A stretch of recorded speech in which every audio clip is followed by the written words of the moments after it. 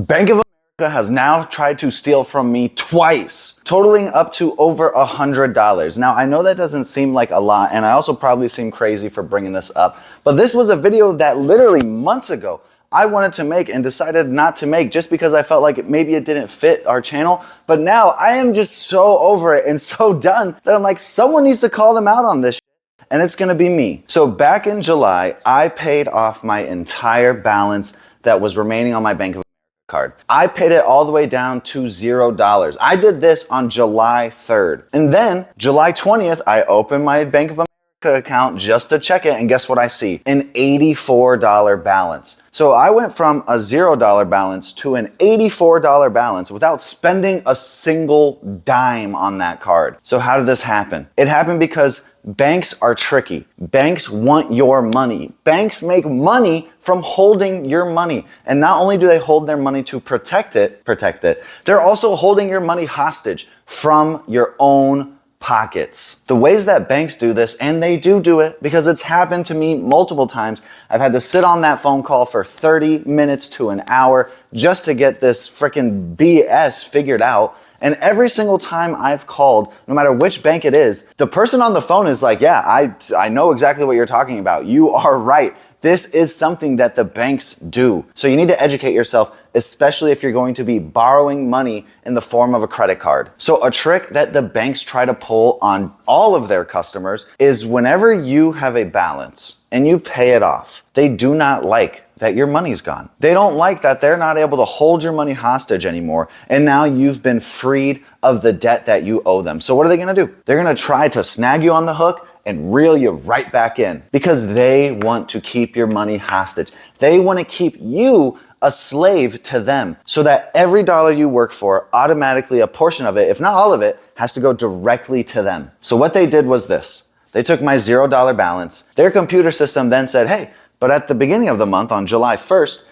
he had a balance. He had a balance of over $4,000. So yeah, he owes us $84 in interest. How can I owe $84 of interest when my balance was $0 upon the time of being charged said interest? It's because the banks don't think you are aware of it. They think that you would rather just make that payment as opposed to getting on the call for potentially up to multiple hours in order to get this figured out, which I've never had to wait that long. Each time I've had to call, including today's time, I was on the phone for about 30 minutes. So last time I called them up and I said, hey, I see what's happening here. I know that this is not cool.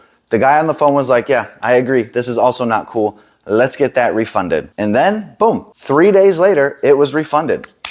Everything was all good, no biggie. I sign in today and I immediately get an alert. Hey, you have an overdue payment and you're about to be charged a fee for it. And I said, what are you talking about? I have not used this card since I paid it off in July, and since after having to have that talk with that person to make sure that I got that $84 refunded. So I go into my statements and I check, and you will not believe what I found. The same exact day, July 23rd, when I got that $84 refunded, they charged me for more interest twice. They charged me for 2 different amounts of interest, equaling up to $26.35. That is how badly they want to keep you a slave. That is how badly they want to control your money and make it so that every time you get a paycheck, you need to give them some of it, if not all of it. So guess what I did today?